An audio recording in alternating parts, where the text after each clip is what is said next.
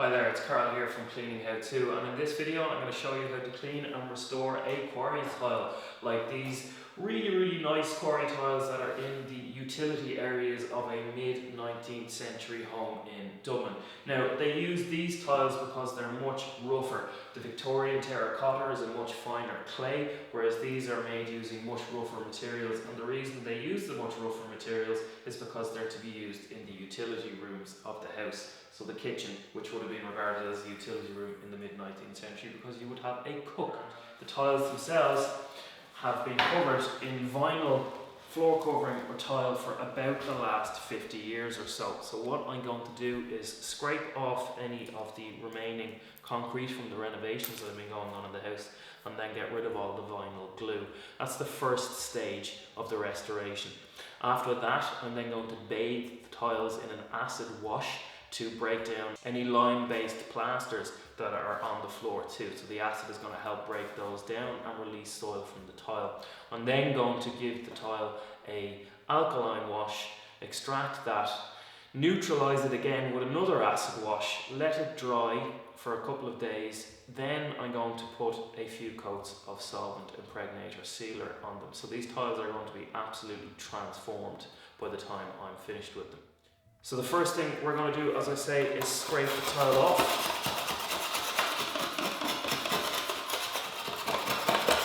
To remove as much of the dry bonded contaminants as possible, be that glue, concrete or plaster. Then the acid wash, as I say. So I'm going to basically get going with the acid wash now after doing the scraping, and the next stage of the video is going to be what the floor looks like both during and after the acid wash. So what I'm now going to do is use some acid-based brick cleaner, believe it or not, you can actually see the lime from the cement fizzing up just here and here as the cement that's on the floor is starting to bubble. So that's the acid breaking down the calcium in the cement and in the plaster. So I'm putting down about 5 litres of the acid and water, and I'm going to brush that in to bring more of the dirt off the floor, and so we can gauge what condition the floor is in when we've gotten the concrete off it.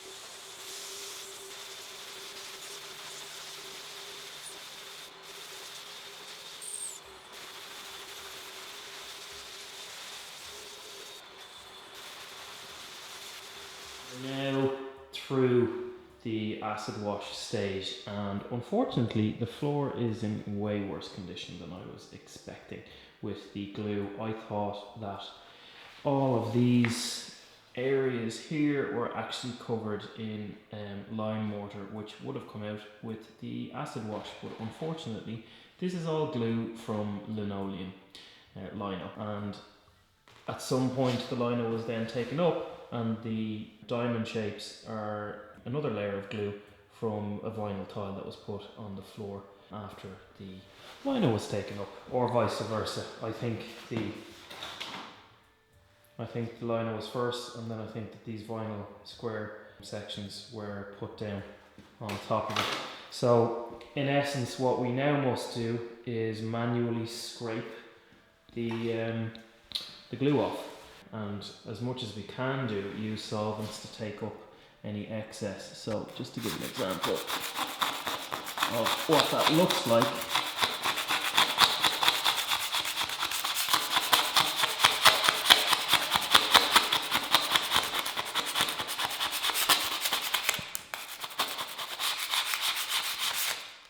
that's how we do it.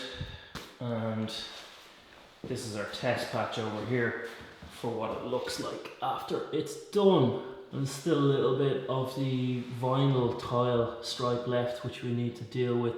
Camera's picking up on that quite substantially, but the rest of the floor is covered in glue, so that needs to come up. So the next part of the video will be after the glue has taken up and what the floor looks like at that point. You can actually see now though the potential of the floor and what that floor is going to look like, which is really nice. Okay, so believe it or not, it's 2.5 weeks since my last video here, and this has been an absolutely mammoth task. So the glues and the residues that were left on the floor actually needed to be diamond ground out of it using 200 grit pads on our rotary buffer, which we did, and then we hand finished the floor with wire wool and scrapers.